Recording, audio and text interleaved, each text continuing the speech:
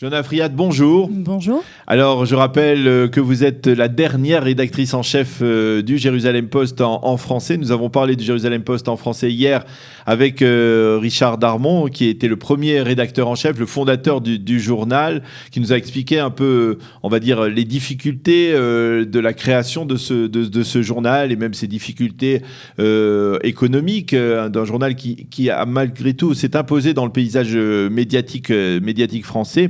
Alors avec vous, je voudrais qu'on reparle un peu peut-être, puisque vous êtes la dernière rédactrice en chef de ce journal, que nous parlions un peu de la fin du journal, comment tout cela s'est passé, comment le journal a vécu au cours des dernières années, puisque vous avez accompagné le journal au cours des 4-5 dernières années.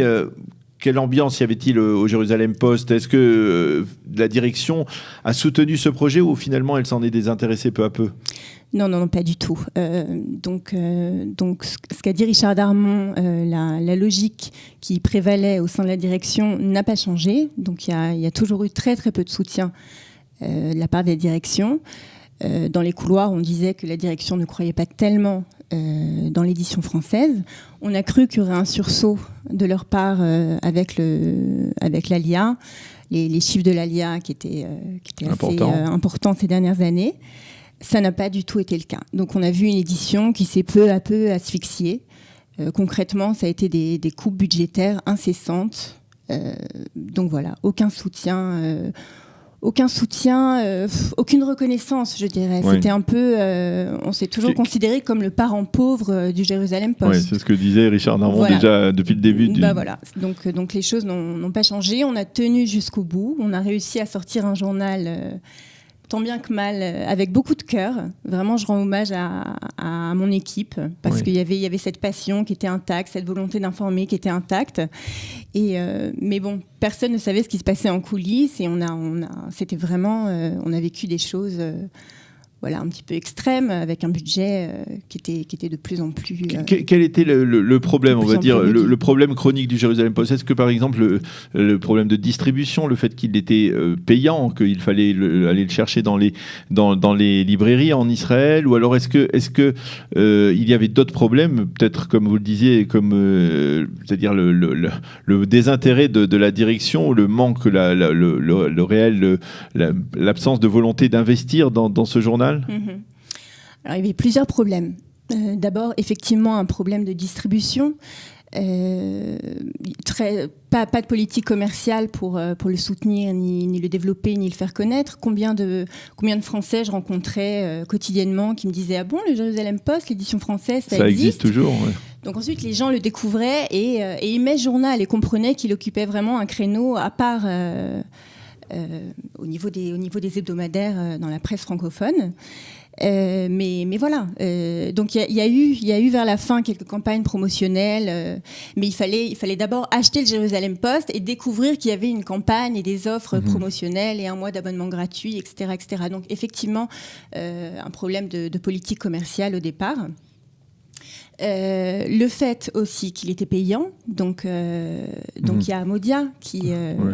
À Guécher, il y a des journaux qui sont aujourd'hui pas payants, comme le Petit Hebdo, comme à Guécher. Voilà, à Guécher, le Petit Hebdo, que les Français ont beaucoup de plaisir à retrouver régulièrement dans les synagogues ou dans les endroits, dans les centres francophones. Voilà, exactement, dans les supermarchés, etc. Et ça manquait au Jérusalem Post. Ça manquait au Jérusalem Post.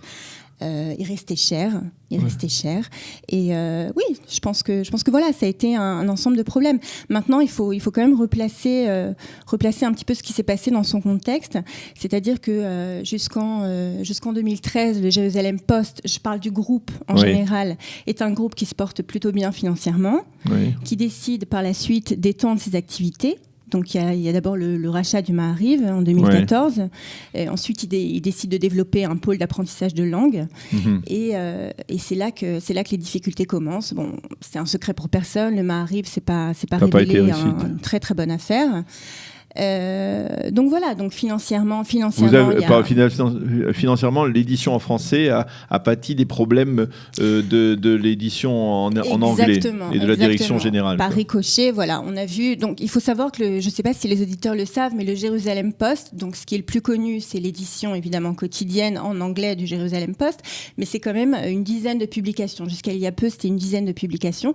Donc on a vu des publications annexes fermées déjà ces 2 dernières années. Il y avait l'édition Le Kosher Magazine, l'édition religieuse.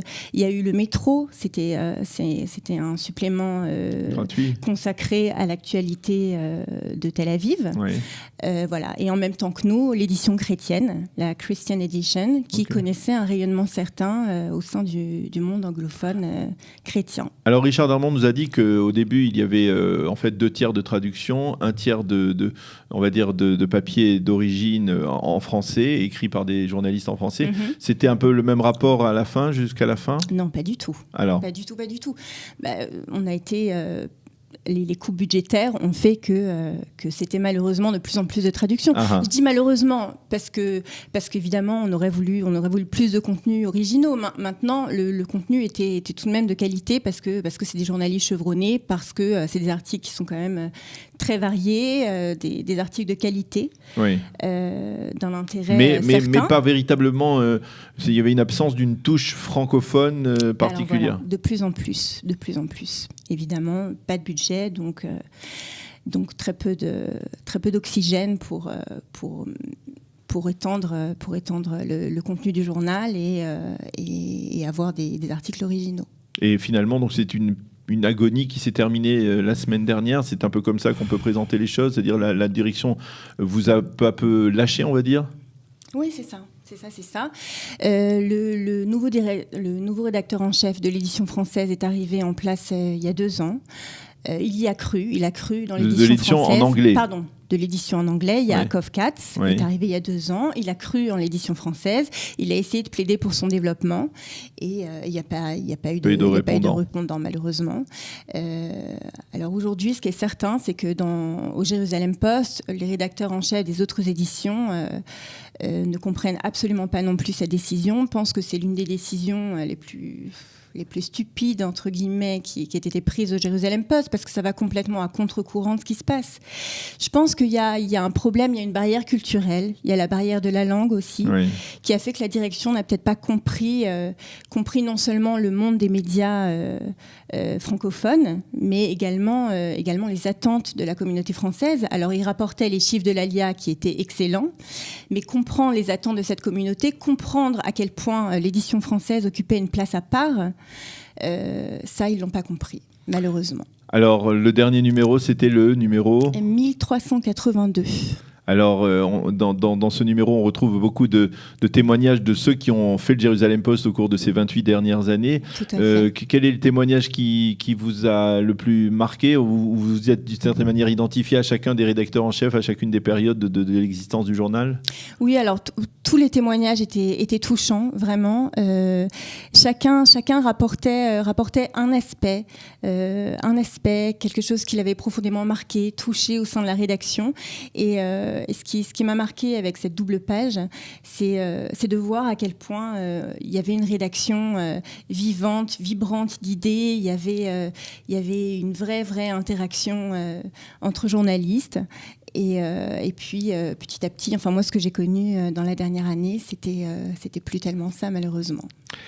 Eh bien, Johanna Afriyat, merci beaucoup d'être venue à notre studio pour nous parler malheureusement de cet événement, on va dire plutôt triste, de la disparition du Jérusalem Post en français. Mais c'est un événement qu'il faut souligner dans la vie de la communauté francophone, puisque le journal existait depuis 28 ans. Il a été d'une certaine manière un peu un précurseur dans les médias et dans les journaux de la presse écrite francophone. Merci d'être venu avec nous ce matin, et on vous souhaite bonne chance pour la suite, bien entendu. Merci beaucoup.